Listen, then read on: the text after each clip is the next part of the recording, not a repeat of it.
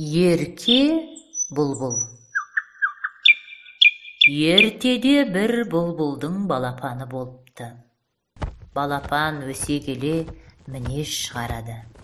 Бірде ол: неге ұяны жерге емес, басқа құстардай биікке салмайсыңдар?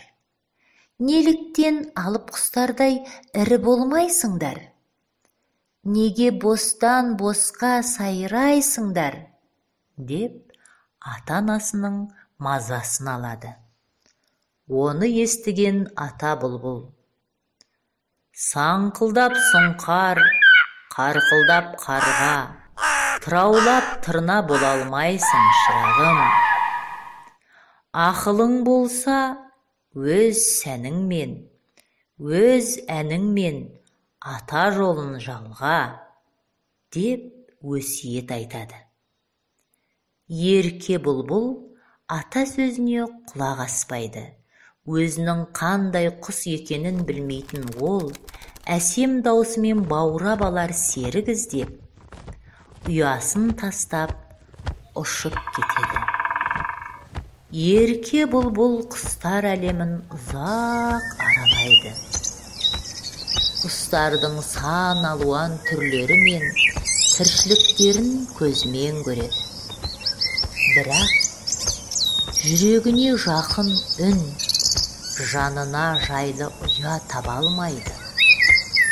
Шаршап, шалдығып, ата жұртына, өз ұясына оралады. Балапанын көріп қуанған ана бұлбұл құбылтып ән салады.